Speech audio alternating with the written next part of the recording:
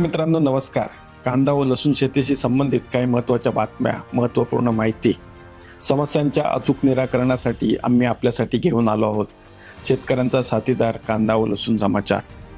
कांदा व लसूण समाचारच्या या 30व्या अंकामध्ये मी डॉक्टर राजीव काळे, वरिष्ठ शास्त्रज्ञ कृषी विस्तार, कांदा व लसूण संशोधन संचालनाच्या वतीने आपणा सर्वांचं स्वागत करतो. चला तर या अंकाची सुरुवात करूयात कृषी सल्ल्याने आणि जाणून घेऊयात लसूण उत्पादन व्यवस्थापनाबद्दल. लसणाचे पीक सध्या वाढीच्या अवस्थेत असून या काळात योग्य काळजी घेतल्यास दर्जेदार उत्पादन मिळू शकते. लागवडीच्या 15व्या, 30व्या आणि 45व्या दिवशी उर्वरित नत्राची 80 किलो प्रति हेक्टर मात्रा 3 समान भागात विभागून द्यायला पाहिजे. लागवडीनंतर 30व्या, 45व्या आणि 60व्या दिवसांनी सूक्ष्म अन्नद्रव्याच्या मिश्रणाची फवारणी 5 मिली प्रति लिटर या प्रमाणात घेणे गरजेचे आहे.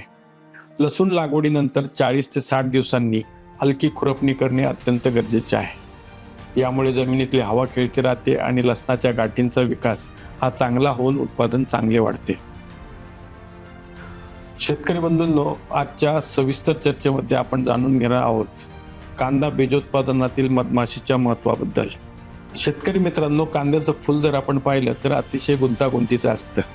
ते एका चेंडूच्या आकाराचे असून त्यात शेकडो छोटी छोटी फुले असतात. कांद्याच्या फुलाचे एक वैशिष्ट्य म्हणजे यात पुपूर्वता असते, म्हणजेच फुलातील नर हा मादीच्या अगोदरच परिपक्व होत असतो.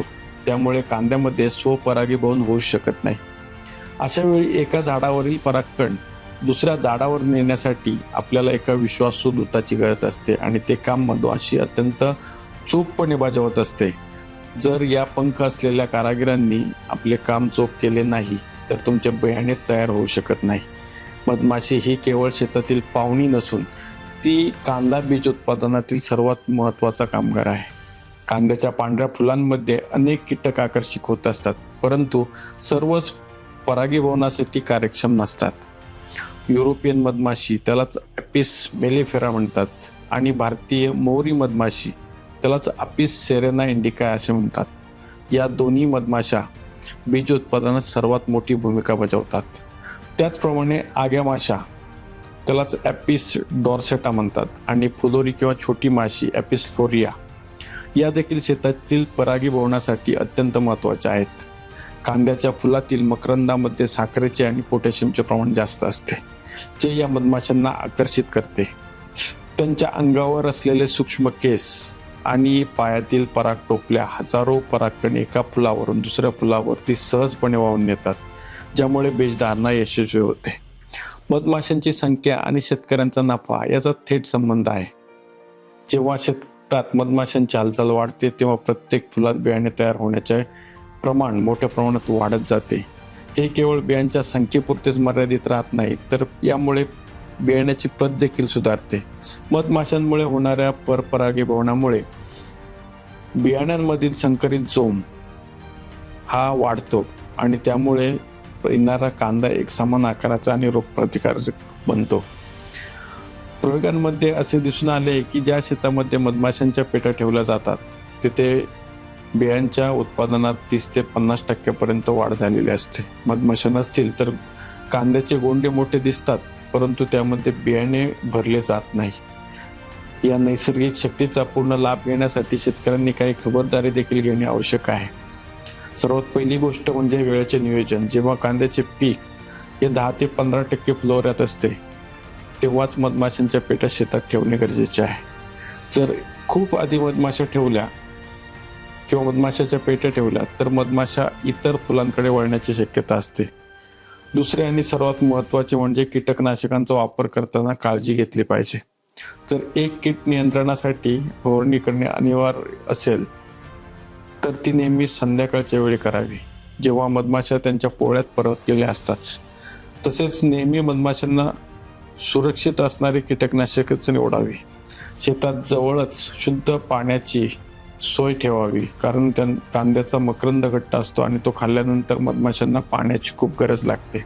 म्हणूनच मी आज सर्व बीज उत्पादक शेतकरी बांधवांना आणि कृषी क्षेत्रातील सहकाऱ्यांना आवाहन करतो की आपण आपल्या शेती पद्धतीमध्ये मधमाशी संवर्धन या विषयाला केंद्रस्थानी ठेवावे. एकात्मिक कीड व्यवस्थापन आणि मधमाशी पूरक फवारणी तंत्राचा वापर करून आपण आपल्या या मौल्यवान कीटकांना सुरक्षित वातावरण प्रदान केले पाहिजे.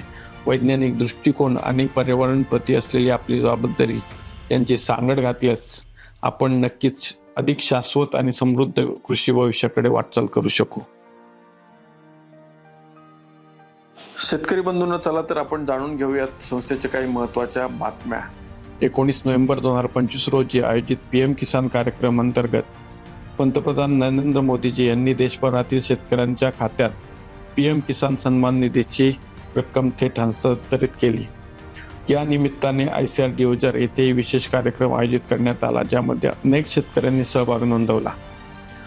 17 नोव्हेंबर 2025 रोजी संचालनालयाच्या सेन्सर सहाय्याने पाणी व खत वापर कार्यक्षमता वाढवण्यासाठी कांद्याची शास्त्रीय लागवड या विषयावरती जुन्नर तालुक्यातील शेतकऱ्यांसाठी विशेष प्रशिक्षण आयोजित करण्यात आले. 25 नोव्हेंबर 2025 रोजी स्टार्टअप्स आणि आगामी उद्योजकांसाठी संचालनालयाच्या ABI केंद्राद्वारे एक दिवसीय व्यावसायिक प्रशिक्षण पार पडले. या कार्यक्रमात कांदा आणि लसूण आधारित प्रक्रिया, मूल्यवर्धन, ब्रँडिंग, पॅकेजिंग, व्यवसाय व्यवस्थापन आणि बाजारपेठ जोडणी या विषयांवरती सविस्तर माहिती देण्यात आली. संचालनालयात 1 ते 15 नोव्हेंबर 2025 या कालावधीमध्ये जनजातीय गौरव वर्ष पखवाडा यशस्वीरित्या साजरा करण्यात आला. भगवान बिरसा मुंडा यांचा सन्मान करण्यासाठी आयोजित या पखवाड्याचे उद्घाटन संचालनालयाचे संचालक डॉक्टर विजय महाजन यांच्या हस्ते झाले. शेतकरी बंधूंना आता वेळ झालेली प्रश्न आणि उत्तराची. महाराष्ट्रातील इंदापूर तालुक्यातील शेतकरी श्री उत्तम उदागे यांनी व्हॉट्सअपवरती विचारले होते की संचालनालयाने विकसित केलेल्या ओनियन क्रॉप ॲडवायझर या ॲपला मोबाईलमध्ये इन्स्टॉल कसे करावे. तर शेतकरी बंधूंनो, संचालनालयाने विकसित केलेल्या ओनियन क्रॉप ॲडवायझर या मोबाईल ॲप्लिकेशनना डाउनलोड करण्यासाठी आपल्याला तुमच्या अँड्रॉईड मोबाईलमधील गुगल प्ले स्टोअर उघडण्याची गरज आहे. त्या गुगल प्ले स्टोअरवरती सर्च बारमध्ये ओनियन क्रॉप ॲडवायझर असे टाईप करा. कांद्याचा लोगो असलेले ओनियन क्रॉप ॲडवायझर हे अधिकृत ॲप निवडा आणि इन्स्टॉल बटनवरती क्लिक करा. हे ॲप डाउनलोड झाल्यानंतर ते उघडा आणि त्यात तुमची माहिती भरून तुमची नोंदणी करा. ही नोंदणी केल्यानंतर तुम्ही हे ॲप वापरू शकता. त्यामध्ये तुम्हाला मार्केट, हवामान, त्याच पद्धतीने कांद्याच्या वेगवेगळ्या जाती, कीड, रोग आणि खत व्यवस्थापन याबद्दल अतिशय चांगल्या पद्धतीची इत्थंभूत माहिती मिळू शकते आणि त्या पद्धतीने तुम्ही आपल्या कांदा पिकाचे नियोजन करू शकता. तर शेतकरी बंधू आणि भगिनींनो, कांदा व लसूण पिकाशी निगडीत समस्या सोडवण्यासाठी आपण संस्थेशी व्हॉट्सअप किंवा फोनवरही संपर्क साधू शकता. त्यासाठी संस्थेचा व्हॉट्सअप क्रमांक आहे 84 59 71 55 76. संस्थेच्या यूट्यूब चॅनलला सबस्क्राईब करायला विसरू नका. या अंकामध्ये येथेच थांबूयात. पुन्हा भेटूयात नवीन अंकात, नवीन तंत्रज्ञान, नवीन घडामोडी तसेच तुमच्या समस्यांचे समाधान घेऊन. तोपर्यंत नमस्कार. जय किसान, जय विज्ञान.